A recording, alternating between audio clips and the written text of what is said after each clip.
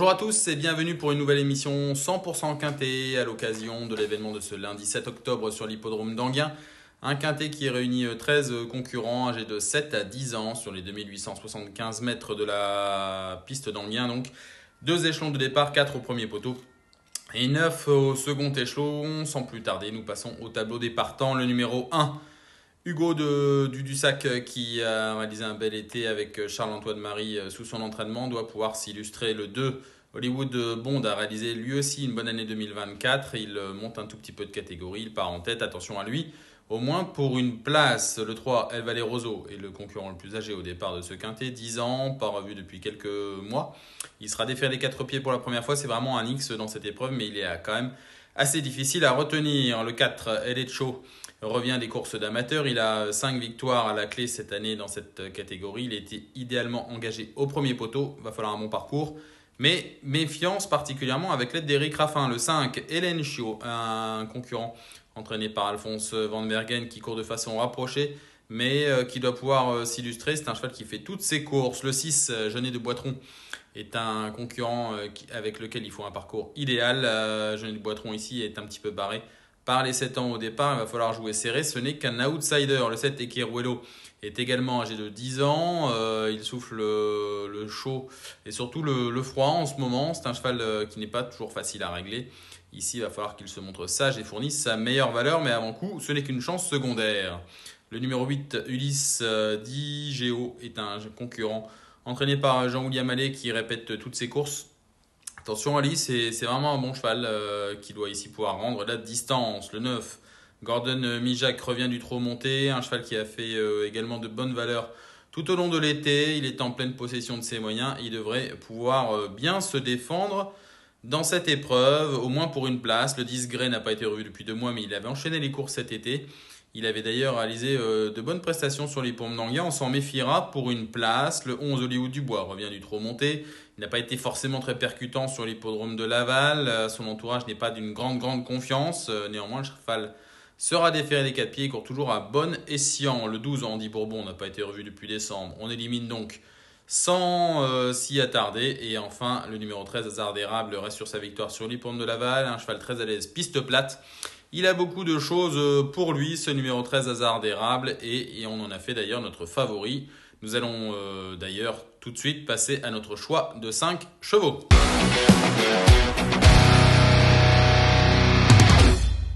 On commence notre sélection de 5 chevaux par ce numéro 13, donc Hasard d'Érable, qui est déféré des antérieurs, qui est idéalement placé au plafond des gains. On va le revoir lors de sa plus récente tentative. C'était l'hippodrome de Laval le 26 septembre dernier. Le cheval avait pris la tête après environ 1000 mètres de course, avait contrôlé les opérations d'un bout à l'autre avant de repartir sereinement et même très sûrement à phase finale devant l'attaque de Hoche qui l'avait menacé à la sortie du tournant final. Ce Hasard d'Érable s'imposait donc de bonne manière sur un profil plat. On voit en léger retrait terminé de bonne manière Ulysse Digeo qui portera ici dans ce quintet le numéro 8. Ulysse Digeo qui a bien enclenché dans la phase finale. C'est un cheval plutôt à terminer ses parcours. Et Hasard d'Érable le dominait tout de même assez nettement. On envisage assez mal une revanche de sa part. Mais attention à ce numéro 8, Ulysse Digeo. En tout cas, Hasard d'Érable, le numéro 13, est une base très solide. Dans ce quintet, en deuxième position, nous avons donc placé le numéro 8, Ulysse Digeo, entraîné drivé par Jean-William Allais. Ulysse Digeo qu'on vient de voir ici en image, mais qu'on va revoir lors d'une tentative précédente. C'était déjà sur l'hippodrome d'Enghien, les 2150 mètres derrière l'autostart, une position en deuxième ligne. Ulysse Digeo n'avait pu se montrer menaçant pour la victoire, mais par contre, il avait terminé de bonne manière après avoir attendu sur une troisième ligne à la corde. On le revoit ici à mes lignes droites s'extirper donc du piège de la corde et terminer tout de même assez courageusement pour revenir ravir la troisième place près du but tout en profitant d'une disqualification. Ulysse Digeo est meilleur que jamais quand il peut courir à l'économie et être préservé. C'est un cheval qui possède 1000 mètres vite. Là, il faut rendre la distance, mais il a quand même beaucoup de choses pour lui. Il a en tout cas la pointure à ce niveau de compétition. Troisième place pour le numéro 1, Hugo du Dussac, entraîné par Charles-Antoine Marie depuis le début de l'été. Une belle série d'ailleurs estivale avec une victoire d'emblée et 2 accessites sur le podium, que ce soit Sur les pistes de l'Ouest, il faut récemment oublier sa dernière tentative, c'était sur l'herbe. Et on va revoir en images et en action ce numéro 1, Hugo de Dussac, à l'occasion d'une course référence le 23 août dernier sur l'hippodrome des Sables d'Olonne. On le voit patienter derrière les premiers en 2/3 rideau à 2 avant de porter une bonne attaque dans la phase finale à un cheval qui fait toutes ses courses et qui a réalisé d'ailleurs une belle année. C'est Horus de Val. Horus de Val, entraîné et dérivé par Eric Lambert, qui va repousser jusqu'au bout Hugo du Dussac. Mais ce dernier, entraîné par Charles-Antoine Marie, fournit encore une excellente valeur. C'est vraiment un cheval à l'aise sur les pistes plates à main gauche.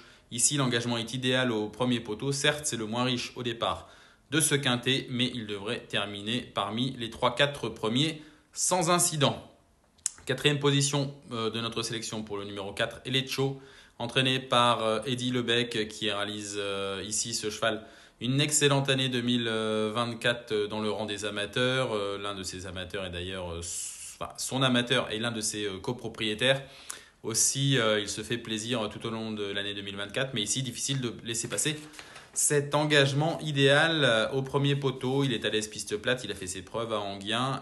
Elecho est un cheval qu'il faut courir absolument à l'économie. Il n'a pas un gros mental, mais quand il peut faire 400-500 mètres, attention à lui. Il sait aller très vite. Nous en méfierons donc à ce niveau de compétition. Il a la pointure. Enfin, en dernière position de notre sélection de 5 chevaux, c'est le numéro 5, Elencio, qui sera présenté par Alphonse Van Bergen. Le cheval court de façon rapprochée, 5 jours d'intervalle après sa tentative de semi-rentrée sur l'hippodrome du Croisé-la-Roche. On va le revoir à l'occasion d'une tentative déjà dans le nord de la France, mais c'était sur l'hippodrome de la Capelle le 22 juillet dernier. Il va terminer d'excellente manière, ce Elencio, en venant de l'arrière-garde. Hurricane Carter, un élève de Séverine Raymond, s'imposait de façon très nette. Mais Elencio, comme il sait le faire, s'allonge bien dans la phase finale. C'est un cheval qui possède 300-400 mètres très vite, à condition de le préserver l'effort à un maximum, ce qui n'a pas forcément pu être le cas au Croisé-la-Roche. En dernier lieu, aussi, qu'on vient de reprendre ce Elencio qui est très à son affaire sur les pistes plates. Elencio, donc, qu'on voyait ici terminer à la 2e place et qui peut compléter l'arrivée du quintet.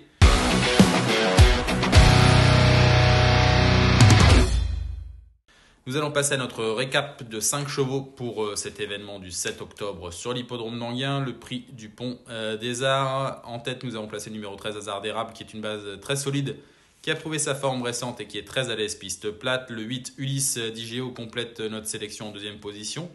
Le numéro 1, Hugo du Dussac, fait partie des bonnes possibilités au premier poteau, comme le numéro 4, Elecho, qu'entraîne Eddy Lebec avec l'aide d'Éric Raffin. Et enfin, le numéro 5, Elencio, qui doit pouvoir faire mieux qu'en dernier lieu sur les pommes du Croisé-la-Roche. En chiffres, ça donne le 13, le 8, le 1, le 4 et le 5.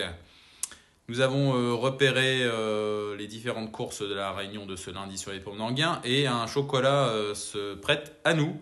En tout cas, en voyant la liste des partants, il est difficile d'aller contre la tentative de ce 603 Lily Margot qu'entraîne Arnaud et son père Alain Chavat. Elle s'est imposée de très brillantes manières sur les 2700 mètres de la grande piste pour ses débuts à Vincennes. Ici, c'est un parcours réduit, mais la jument possède vraiment du potentiel et n'évolue pas encore dans sa catégorie. Elle détient une marge de manœuvre. Ici, avec le numéro 3, ce 603 Lily Margot, devrait fournir la lauréate de cette 6e épreuve sur l'hippodrome d'Enghien. Il ne me reste plus qu'à vous souhaiter une bonne étude et de bons jeux pour la réunion de ce lundi 7 octobre sur l'hippodrome d'Enghien. Et je vous dis à très bientôt.